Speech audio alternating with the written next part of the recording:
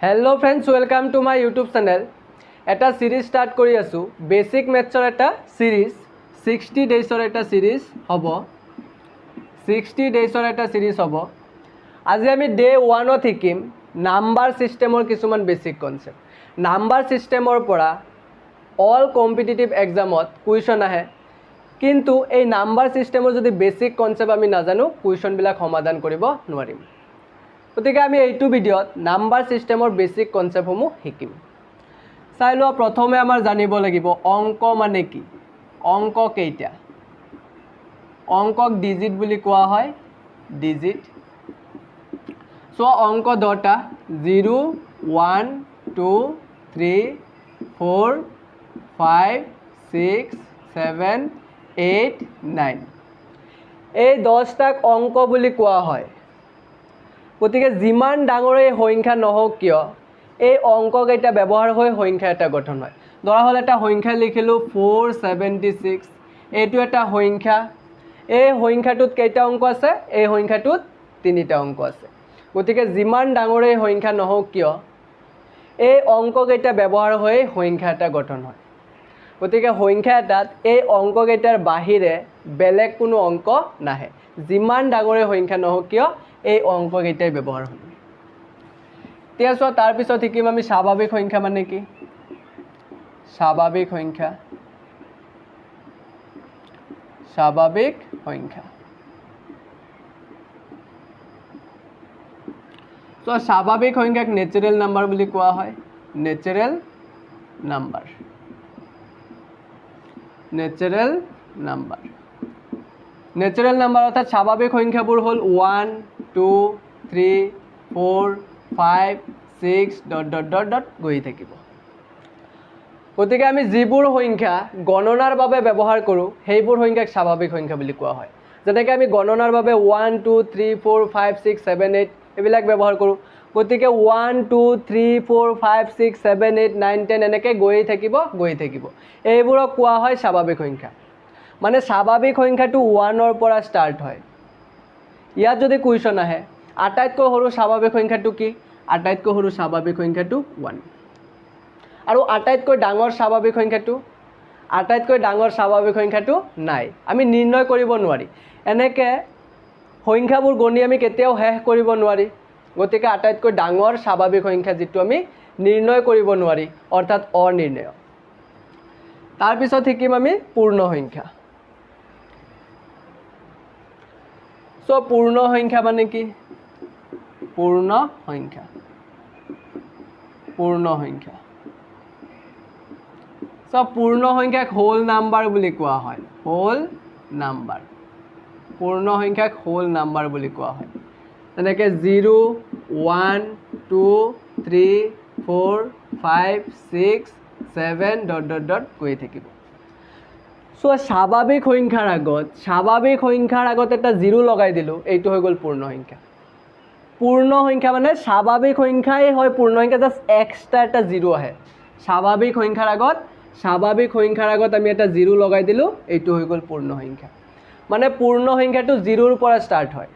আমি যদি 0ৰ পৰা গণনাটো ষ্টাৰ্ট কৰোঁ সেইটো কোৱা হ'ব পূৰ্ণ সংখ্যা। বুজি পাইছা?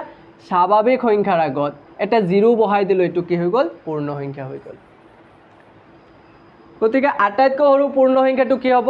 আটাইতকৈ সৰু পূৰ্ণ সংখ্যাটো হ'ব 0। আৰু আটাইতকৈ ডাঙৰ পূৰ্ণ সংখ্যাটো কি হ'ব? একেই। আটাইতকৈ ডাঙৰ পূৰ্ণ সংখ্যাটো আমি নিৰ্ণয় কৰিব নোৱাৰি, যিটো নাই। বুজি পাইছা? তাৰপিছত শিকিম আমি ঋণাত্মক সংখ্যা। ঋণাত্মক সংখ্যা, ঋণাত্মক সংখ্যা। সো ঋণাত্মক সংখ্যাক নেগেটিভ নাম্বাৰ বুলি কোৱা হয়। Negative number, negative number. So ঋণাত্মক সংখ্যা মানে কোনবোৰ? যিবোৰ সংখ্যাৰ আগত মাইনাছ চিন থাকে। যিবোৰ সংখ্যাৰ আগত মাইনাছ চিন থাকে সেইবোৰ সংখ্যাক ঋণাত্মক সংখ্যা বুলি কোৱা হয়। ফৰ এক্সাম্পল -1 -2 -3 -4 -5 এইবোৰ হৈছে ঋণাত্মক সংখ্যা। বুজি পাইছা?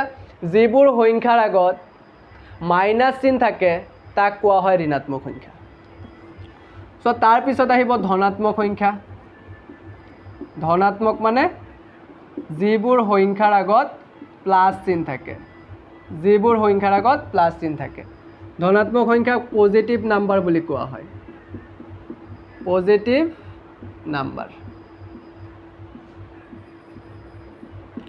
কি কৈছো যিবোৰ সংখ্যাৰ আগত প্লাস চিন থাকে যেনে +1 +2 +3 +4 +5 ডট ডট ডট গৈ থাকিব বুজি পাইছা যিবোৰ সংখ্যাৰ আগত প্লাস চিন থাকে তেনেবোৰ সংখ্যাক ধনাত্মক সংখ্যা বুলি কোৱা হয় কিন্তু ইয়াত চোৱা ইয়াত যদি মই প্লাস চিনটো মুছি দিওঁ প্লাস চিন যদি মুছি দিওঁ প্লাস চিন থকা বুলিয়ে বুজাব কি কৈছো ধৰা কিবা এটা সংখ্যাৰ আগত প্লাস চিন আছে ধৰা 1 ৰ আগত প্লাস চিন আছে এতিয়া যদি মই ইয়াৰ পৰা প্লাস চিনটো নাইকিয়া কৰি দিওঁ ইয়াত একো চিন নাই মানে তথাপি 1 ৰ আগত প্লাস চিন থকা বুলি বুজাই আছে কি কৈছো ইয়াত 1 ৰ আগত একো চিন নাই মানে তাৰ আগত প্লাস চিন থকা বুলি বুজাই আছে গতিকে ধনাত্মক সংখ্যাৰ আগত প্লাস চিন থাকে যেহেতু প্লাস চিন নিদিলেও প্লাস চিন থকা বুলিয়ে বুজায় গতিকে ইয়াত আমাৰ প্লাস চিন নিদিলেও হ'ব বুজি পাইছা কোনো সংখ্যাৰ আগত একো চিন নাই মানে কি চিন আছে প্লাস চিন আছে সো ইয়াত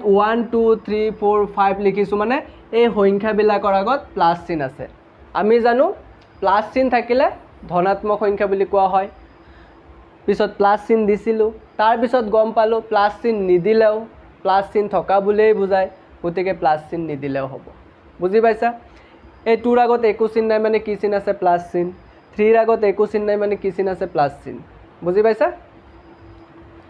এতিয়া চোৱা আমি শিকিম অখণ্ড সংখ্যা মানে কি অখণ্ড সংখ্যা অখণ্ড সংখ্যা অখণ্ড সংখ্যাক ইন্টিজাৰ বুলি কোৱা হয় ইন্টিজাৰ্স এতিয়া চোৱা অখণ্ড সংখ্যা মানে কি মাজত 0 এইফালে ধনাত্মক সংখ্যা এনেকৈ গৈ থাকিব আৰু এইফালে ঋণাত্মক সংখ্যা -1 -2 -3 -4 ডট ডট ডট ডট এনেকৈ গৈ থাকিব মানে অখণ্ড সংখ্যা কোনবোৰ সো ডেফিনেশ্যনটো কেনেকৈ হ'ব শূন্যক লৈ ধনাত্মক চোৱা এইবোৰ কি সংখ্যা এইবোৰ চোৱা ধনাত্মক সংখ্যা এইবোৰ হ'ল ধনাত্মক সংখ্যা আৰু এইকেইটা কি চোৱা এইকেইটা সংখ্যাৰ আগত মাইনাছ চিন আছে এইকেইটা মানে ঋণাত্মক সংখ্যা এইকেইটা ঋণাত্মক সংখ্যা চাই লোৱা এইটো ভালকৈ এইটো ঋণাত্মক সংখ্যা আৰু এইকেইটা কি ধনাত্মক সংখ্যা মই ওপৰত অলৰেডি কৰাইছো ধনাত্মক আৰু ঋণাত্মক সংখ্যা মানে কি চোৱা এইকেইটা ধনাত্মক সংখ্যা আৰু এইকেইটা ঋণাত্মক সংখ্যা গতিকে অখণ্ড সংখ্যাত ধনাত্মক আৰু ঋণাত্মক সংখ্যাৰ বাহিৰে এটা শূন্য আহিছে বুজি পাইছা মানে অখণ্ড সংখ্যাৰ ডেফিনেশ্যনটো হ'ব শূন্যক লৈ ধনাত্মক আৰু ঋণাত্মক সংখ্যাক একেলগে অখণ্ড সংখ্যা বুলি কোৱা হয় কি কৈছো যে শূন্যক লৈ ধনাত্মক আৰু ঋণাত্মক সংখ্যাক একেলগে অখণ্ড সংখ্যা বুলি কোৱা হয় বুজি পাইছা গতিকে ইয়াৰ পৰা ধনাত্মক সংখ্যা 6 7 8 9 10 এনেকৈ গৈ থাকিব আৰু এইফালে ঋণাত্মক সংখ্যা -5 -6 -7 এনেকৈ গৈ থাকিব বুজি পাইছা অখণ্ড সংখ্যা মানে কি শূন্যক লৈ ধনাত্মক আৰু ঋণাত্মক সংখ্যাক একেলগে অখণ্ড সংখ্যা বুলি কোৱা হয় এইখিনি নোট কৰি লোৱা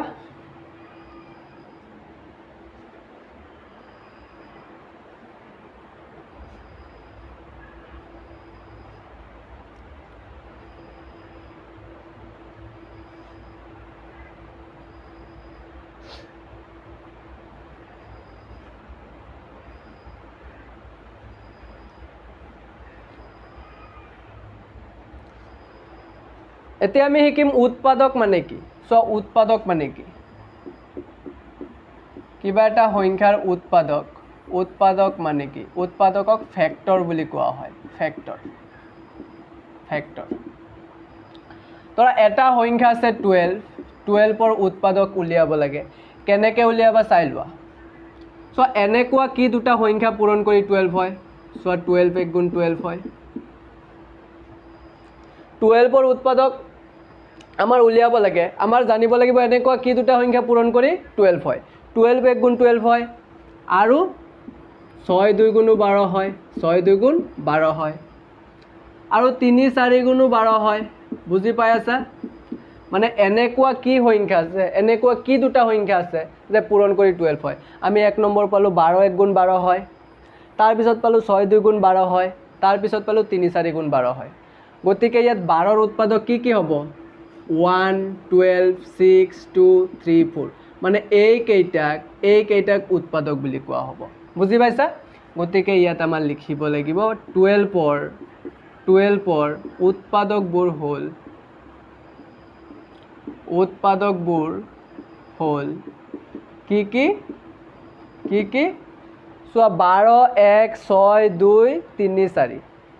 আমি এনেকৈ লিখিলেও হ'ব, ৰেণ্ডমলি লিখিলেও হ'ব, তথাপিও মই সৰুৰ পৰা ডাঙৰকৈ লিখি আছোঁ। 1 2 3 4 6 আৰু 12, 1 2 3 4 6 12। বুজি পাইছা? এইকেইটাক উৎপাদক বুলি কোৱা হয়। 12ৰ উৎপাদক আমি কি পালোঁ? 1 2 3 4 6 আৰু 12। এজ ইট ইজ ধৰা আৰু এটা সংখ্যা আছে ধৰা 36। এই 36ৰ উৎপাদক উলিয়াব লাগে। কি কৰিব লাগিব? এনেকুৱা কি দুটা সংখ্যা আছে যে পূৰণ কৰি 36 হয়? চ' 36 1 গুণ 36, 36 1 গুণ 36। আৰু এনেকুৱা কি দুটা সংখ্যা আছে? 9 4 গুণ 36, হয়নে নহয়? 9 4 গুণ 36। আৰু 12 3 গুণ 36,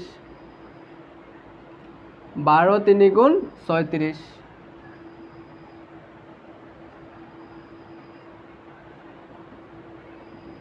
আৰু 18 2 গুণ 36, 18 2 গুণ 36। আৰু হ'বনে? 6 6 গুণ 36, 6 6 গুণ 36। বুজি পাইছা? গতিকে চোৱা 36ৰ এইকেইটা উৎপাদক, এই গোটেইখিনি 36ৰ উৎপাদক। গতিকে 36ৰ উৎপাদকবোৰ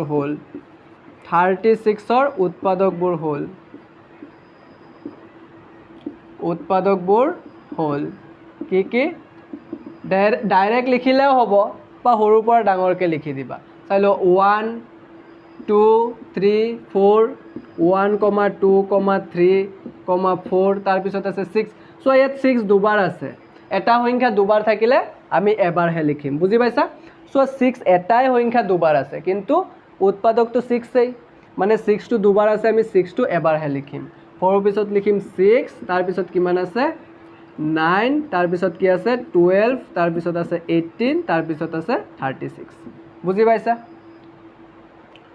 গতিকে চোৱা ইয়াত এটা বস্তু ন'টিছ কৰা, 12 আৰু 36ৰ মাজত উৎপাদক কি কমন পোৱা গৈছে? কমন মানে এনেকুৱা বস্তু ন'টিছ কৰা, চ' 12ৰ এনেকুৱা কি দুটা উৎপাদক আৰু 36ৰ এনেকুৱা কি দুটা উৎপাদক কমন হ'বই। চ' 12ৰ উৎপাদক 12 আৰু 1 হ'বই। যিকোনো সংখ্যাৰ উৎপাদক 1 আৰু সংখ্যাটো নিজে হ'বই। বুজি পাইছা? এজ ইট ইজ চোৱা 36ৰ উৎপাদক 36 আৰু 1, মানে কি কৈছোঁ? যিকোনো সংখ্যাৰ উৎপাদক 1 আৰু সংখ্যাটো নিজেই হ'ব। চ' 36ৰ উৎপাদক 1 পালোঁ আৰু 36 নিজেই হ'ব। বুজি পাইছা? এজ ইট ইজ 12ৰ উৎপাদক 1 আছে আৰু 12 নিজেই আছে। বুজি পাইছা? ধৰা মই এটা সংখ্যা ল'লোঁ 108, এই সংখ্যাটোৰ উৎপাদক 1 আৰু 108 হ'বই, হয়নে নহয়? কাৰণ 1 × 108 108এই হ'ব। বুজি পাইছা? যিকোনো সংখ্যাৰ উৎপাদক 1 আৰু সংখ্যাটো নিজেই হ'ব। বুজি পাইছা? গতিকে ইয়াৰ পৰা আমি এইখিনি কনচেপ্ট লিখিব লাগিব। নোট বুলি লিখি থবা। যিকোনো সংখ্যাৰ উৎপাদক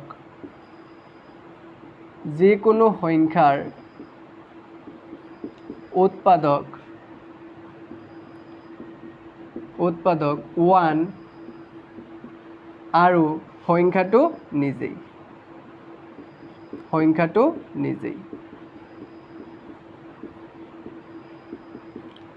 আৰু এটা বস্তু ন'টিছ কৰা,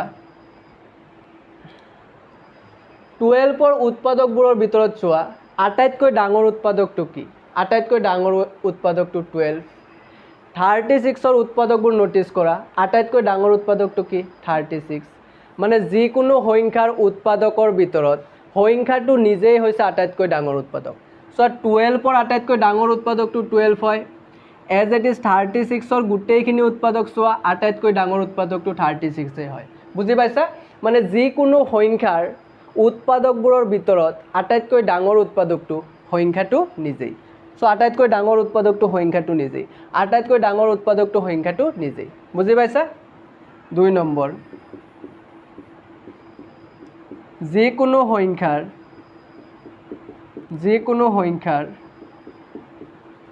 আটাইতকৈ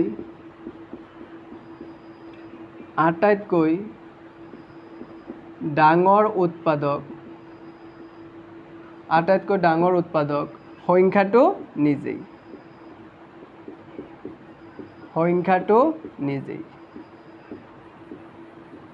বুজি পাইছা গতিকে ভিডিওটো পজ কৰা আৰু এইখিনি নোট কৰি লোৱা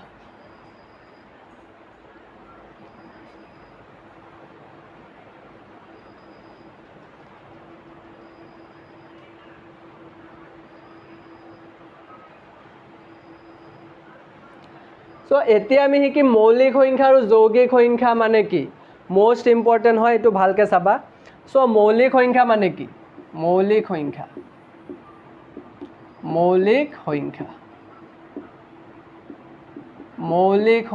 মানে কি মৌলিক সংখ্যাক প্ৰাইম নাম্বাৰ বুলি কোৱা হয় প্ৰাইম নাম্বাৰ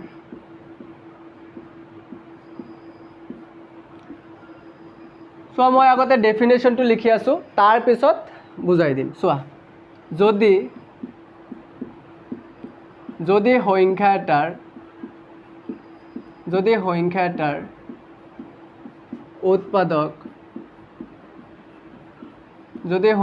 উৎপাদক মাত্ৰ দুটা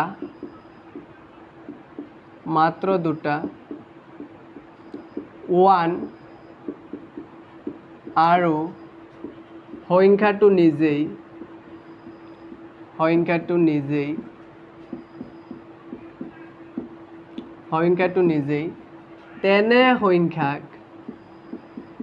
তেনে সংখ্যাক মৌলিক সংখ্যা বুলি কোৱা হয়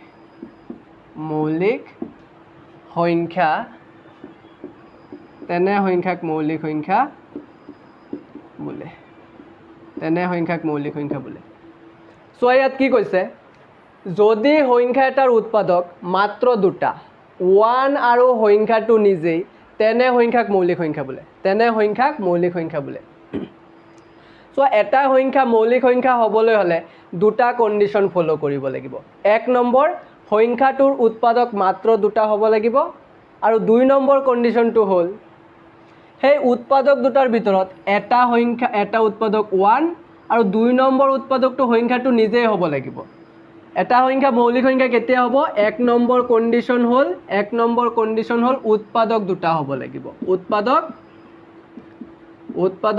হ'ব লাগিব বুজি পাইছা 2 নম্বৰ কণ্ডিশ্যনটো হ'ল উৎপাদকটো 1 আৰু সংখ্যাটো নিজেই হ'ব লাগিব বুজি পাইছা এটা সংখ্যা মৌলিক সংখ্যা কেতিয়া হ'ব উৎপাদক দুটা হ'ব লাগিব আৰু উৎপাদক দুটা 1 আৰু সংখ্যাটো নিজেই হ'ব লাগিব চাই লোৱা কেইটামান সংখ্যা লিখি আছোঁ ধৰা 1 2 3 4 5 6 7 8 9 10 11 12 13 ইয়াৰ পৰা আমি চেক কৰিম কোন কেইটা সংখ্যা মৌলিক সংখ্যা হয় চাই লোৱা 1ৰ ক্ষেত্ৰত 1ৰ আমি উৎপাদকবোৰ উলিয়াম সো 1 1 গুণ 1 হয় গতিকে 1ৰ উৎপাদক মাত্ৰ এটা চোৱা 1 দুবাৰ আছে আমি এই মাত্ৰ উৎপাদক কি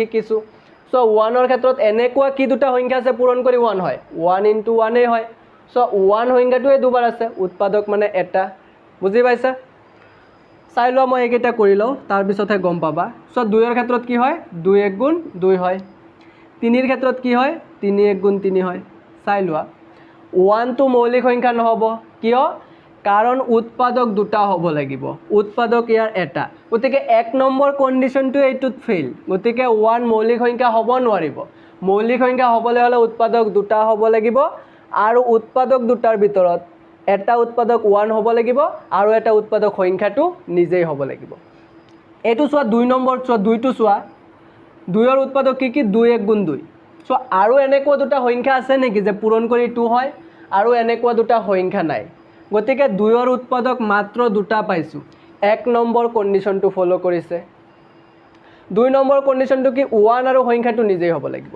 সো 1ৰ উৎপাদক মাত্ৰ দুটা পাইছো আৰু এই দুটা উৎপাদকৰ ভিতৰত এটা উৎপাদক 1 আৰু এটা উৎপাদক সো সংখ্যাটো নিজেই 2 নিজেই এটা উৎপাদক 1 আৰু এটা উৎপাদক 2 নিজেই গতিকে ইয়াক কোৱা হ'ব মৌলিক সংখ্যা গতিকে 2 এটা মৌলিক সংখ্যা হ'ব 2 এটা মৌলিক সংখ্যা হ'ব বুজি পাইছা 3 ৰ ক্ষেত্ৰত চোৱা 3 1 গুণ 3 আৰু এনেকুৱা দুটা সংখ্যা আছে নেকি যে পূৰণ কৰি 3 হয় পূৰণ কৰি 3 হয় নাই গতিকে চোৱা 3 ৰ উৎপাদক 1 আৰু 3 নিজেই উৎপাদক দুটা 1 নম্বৰ কন্ডিশন ফলো কৰিছে 2 নম্বৰ কন্ডিশন কি উৎপাদক চোৱা এটা 1 আৰু এটা উৎপাদক 3 নিজেই বুজি পাইছা গতিকে 3 টো এটা মৌলিক সংখ্যা হ'ব 4 ৰ ক্ষেত্ৰত চোৱা 4 1 গুণ 4 আকৌ 2 2 গুণ 4 বুজি পাইছা ইয়াত চোৱা উৎপাদক আমি কেইটা পাইছো এটা 2 দুবাৰ আছে মানে এবাৰ গণিম এটা দুটা তিনিটা গতিকে 1 নম্বৰ কন্ডিশনে ফেল উৎপাদক দুটা হ'ব লাগিব গতিকে ইয়াত উৎপাদক তিনিটা আছে গতিকে 4 মৌলিক সংখ্যা নহ'ব 4 মৌলিক সংখ্যা নহ'ব 5 ৰ ক্ষেত্ৰত চোৱা 5 * 1 5 আৰু এনেকুৱা দুটা সংখ্যা আছে নেকি যে পূৰণ কৰি 5 হয় নাই গতিকে উৎপাদক দুটা চোৱা 1 আৰু সংখ্যাটো নিজেই বুজি পাইছা গতিকে 5 এটা মৌলিক সংখ্যা বুজি পাইছা সো আমাৰ এইটো ডেফিনেশনো মনত ৰাখিব নালাগে জাস্ট আমাৰ এইটো জানিব লাগিব সো 6 টো চেক কৰাচোন 6 1 গুণ 6 হয় আকৌ 2 3 গুণ 6 হয় চোৱা উৎপাদক দুটাতকৈ বেছি এইটো মৌলিক সংখ্যা নহ'ব 7 চোৱা কি হয় 7 1 গুণ 7 হয় আৰু এনেকুৱা দুটা সংখ্যা আছে নেকি যে পূৰণ কৰি 7 হয় নাই গতিকে এইটোৱে মৌলিক সংখ্যা আমাৰ ডেফিনেশন মনত ৰাখিব নালাগে জাস্ট চোৱা কি হয় 7 1 গুণে 7 হয় আৰু এনেকুৱা দুটা সংখ্যা পূৰণ কৰি 7 নহয় গতিকে এইটো মৌলিক সংখ্যা 11 ৰ ক্ষেত্ৰত চোৱা 11 1 গুণে 11 হয় আৰু এনেকুৱা দুটা সংখ্যা আছে নেকি যে পূৰণ কৰি 11 হয় নাই গতিকে 11 এটা মৌলিক সংখ্যা বুজি পাইছা 13 ৰ ক্ষেত্ৰত চোৱা 13 1 গুণে 13 হয় আৰু এনেকুৱা দুটা সংখ্যা পূৰণ কৰি আমি 13 মিলাব পাৰি নেকি আৰু এনেকুৱা দুটা সংখ্যা আছে নেকি যে পূৰণ কৰি 13 হয় নাই গতিকে 13 এটা মৌলিক সংখ্যা বুজি পাইছা 8 কিয় নহ'ব চোৱা 8 * 1 8 হয় আকৌ 2 4 গুণ 8 হয় এইটো মৌলিক সংখ্যা নহ'ব 9 ৰ ক্ষেত্ৰত কি হয় চোৱা 9 1 গুণ 9 হয় আকৌ 3 3 গুণ 9 হয় সো উৎপাদক দুটাতকৈ বেছি মৌলিক সংখ্যা নহ'ব 10 ৰ ক্ষেত্ৰত কি হয় 10 * 1 10 হয় আকৌ 2 * 5 10 হয় উৎপাদক 4টা দুটাতকৈ বেছি মৌলিক সংখ্যা নহ'ব বুজি পাইছা 12 নহ'ব 12 1 গুণ 12 হয় আকৌ 2 6 গুণ 12 হয় আকৌ 3 4 গুণ 12 হয় বুজি পাইছা ডেফিনেশন মনত ৰাখিব নালাগে জাস্ট ধৰা এটা সংখ্যা আছে 17 আছে সো 17 1 গুণে 17 হয় আৰু দুটা সংখ্যা পূৰণ কৰি আমি 17 মিলাব নোৱাৰি গতিকে 17 এটা মৌলিক সংখ্যা গতিকে তোমালোকৰ কাৰণে হোমৱৰ্ক 1 ৰ পৰা 100 লৈকে মৌলিক সংখ্যাখিনি লিখিবা অৰ্থাৎ এনেকে চেক কৰি উলিয়াব পাৰিবা 1 ৰ পৰা 100 লৈকে মৌলিক সংখ্যাবোৰ এনেকে চেক কৰি উলিয়াব পাৰিবা মনত ৰাখিবা 1 ৰ পৰা 100 লৈকে 25টা মৌলিক সংখ্যা আছে বুজি পাইছা এইকেইটা উলিয়াবা 1 ৰ পৰা 50 লৈকে আছে 15টা আৰু 50 ৰ পৰা 100 লৈকে আছে 10টা টোটেল 1 ৰ পৰা 100 লৈকে টোটেল আছে 25টা বুজি পাইছা এতিয়া সো আমি মৌলিক সংখ্যা গম পালো 1 টো মৌলিক সংখ্যা নহ'ব কাৰণ উৎপাদক দুটা নহয় উৎপাদক এটা উৎপাদক দুটা হ'ব লাগিব গতিকে 1 ৰ উৎপাদক এটাই 1 সেই কাৰণে 1 মৌলিক সংখ্যা নহয় বুজি পাইছা এতিয়া সো ইয়াত যে আমি দেখা পালো 4 টো মৌলিক সংখ্যা নহয় 8 টো মৌলিক সংখ্যা নহয় 6 মৌলিক সংখ্যা নহয় 9 মৌলিক সংখ্যা নহয় এইবোৰ মৌলিক সংখ্যা নহয় মানে এইবোৰ কি সংখ্যা এইবোৰ হৈছে যৌগিক সংখ্যা এইবোৰক কি কোৱা হয় এইবোৰক কোৱা হয় যৌগিক সংখ্যা চাই লোৱা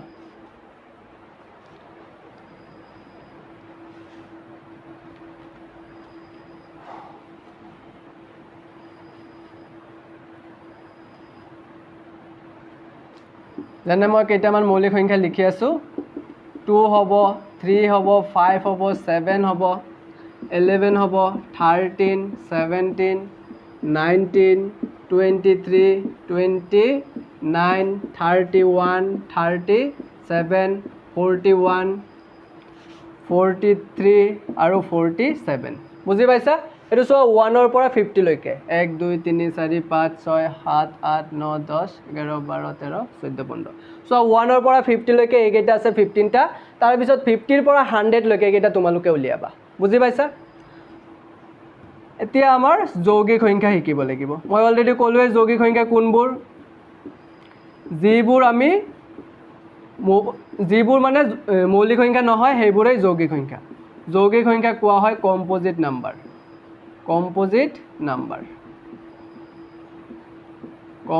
নাম্বাৰ চোৱা যেনেকৈ 4 হ'ব এটা কম্পোজিট নাম্বাৰ আমি যদি চেক কৰোঁ 1 2 3 চোৱা 1 নহ'ব 2 নহ'ব 2 মৌলিক সংখ্যা 3 নহ'ব 3 মৌলিক সংখ্যা 4 হ'ব চোৱা 4 1 গুণ 4 2 2 গুণ 4 চোৱা ইয়াৰ ডেফিনেশ্যনটো হ'ল যৌগিক সংখ্যাৰ ডেফিনেশ্যনটো হ'ল যদি সংখ্যা এটাৰ উৎপাদক দুটাতকৈ বেছি হয় তেনে সংখ্যাক যৌগিক সংখ্যা বুলি কোৱা হয় মই লিখি দি আছোঁ যদি সংখ্যা এটাৰ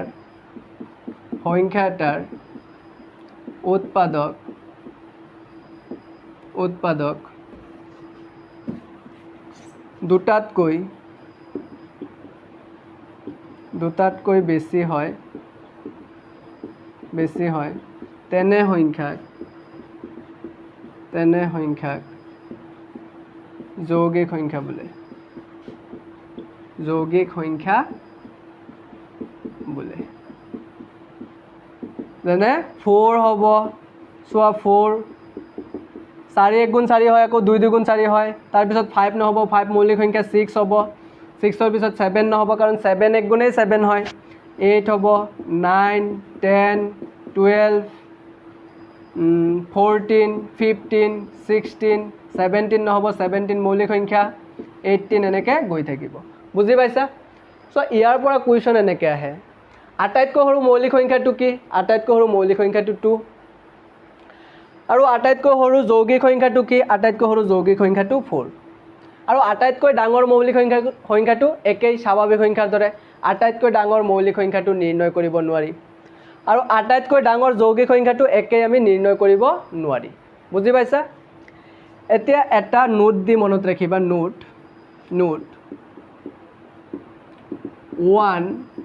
1 যৌগিকো নহয় 1 মৌলিকো নহয় যৌগিকো নহয় চ' 1 যৌগিক কিয় নহ'ব কাৰণ যৌগিক সংখ্যা হ'বলৈ হ'লে উৎপাদক দুটাতকৈ বেছি হ'ব লাগিব 1ৰ উৎপাদক মাত্ৰ এটা 1 নম্বৰ মৌলিক সংখ্যা কিয় নহ'ব কাৰণ মৌলিক সংখ্যা হ'বলৈ হ'লে উৎপাদক দুটা হ'ব লাগিব 1ৰ উৎপাদক মাত্ৰ এটা সেইকাৰণে 1 মৌলিক সংখ্যা নহয় যৌগিক সংখ্যা হ'বলৈ হ'লে উৎপাদক দুটাতকৈ বেছি হ'ব লাগিব কিন্তু 1ৰ উৎপাদক মাত্ৰ এটা সেইকাৰণে 1 is neither prime number or nor composite number 1 মৌলিক সংখ্যাও নহয় যৌগিক সংখ্যাও নহয় 1 মৌলিকো নহয়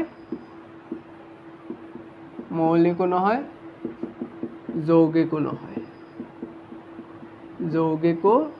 নহয় বুজি পাইছা যেনেকৈ অপশ্যন আহিব তলৰ কোনটো সংখ্যা মৌলিক সংখ্যাও নহয় যৌগিক সংখ্যাও নহয় সেইটো হ'ব 1 বুজি পাইছা চ' আমি যে মৌলিক সংখ্যাবোৰ পাইছোঁ চ' গোটেইবোৰ মৌলিক সংখ্যা অযুগ্ম 2 বাদ দি যিবোৰ মৌলিক সংখ্যা পাইছোঁ গোটেইবোৰ মৌলিক সংখ্যা কি হয় অযুগ্ম চ' 3 অযুগ্ম 5 অযুগ্ম 7 অযুগ্ম 43 অযুগ্ম 13 অযুগ্ম 19 অযুগ্ম মানে 2 বাদ দি যিবোৰ মৌলিক সংখ্যা পাইছোঁ গোটেইবোৰ অযুগ্ম গতিকে ইয়াৰ পৰা আৰু এটা কুৱেশ্যন এনেকৈও আহিব পাৰে যে আটাইতকৈ সৰু যুগ্ম মৌলিক সংখ্যাটো কি আটাইতকৈ সৰু যুগ্ম মৌলিক সংখ্যাটো 2 বুজি পাইছা আটাইতকৈ সৰু যুগ্ম মৌলিক সংখ্যাটো 2 বা যুগ্ম মৌলিক সংখ্যাটো কি যে যুগ্ম অনলি এনে কুৱেশ্যনটো এনেকৈও আহিব পাৰে যুগ্ম মৌলিক সংখ্যাটো কি যুগ্ম মৌলিক সংখ্যাটো এটাই আছে আৰু সেইটো হ'ল 2 যুগ্ম মৌলিক সংখ্যা এটাই আছে আৰু সেইটো হ'ল 2 বুজি পাইছা আটাইতকৈ সৰু যৌগিক সংখ্যাটো 4 গতিকে এইখিনিয়েই আজি আমি এইটো ভিডিঅ'ত এইখিনিয়েই কৰিলোঁ তাৰ পিছৰ ভিডিঅ'ত নাম্বাৰ ছিষ্টেমৰ সংখ্যা প্ৰণালীৰ আৰু কিছুমান বেছিক কনচেপ্ট শিকিম যেনেকৈ লহাগু মানে কি গহাও মানে কি বুজি পাইছা ভগ্নাংশৰ লঘিষ্ঠ আকাৰ এইবিলাক বস্তু আমি শিকিম গতিকে যদি ভিডিঅ'টো ভাল লাগিছে লাইক কমেণ্ট আৰু শ্বেয়াৰ কৰি দিবা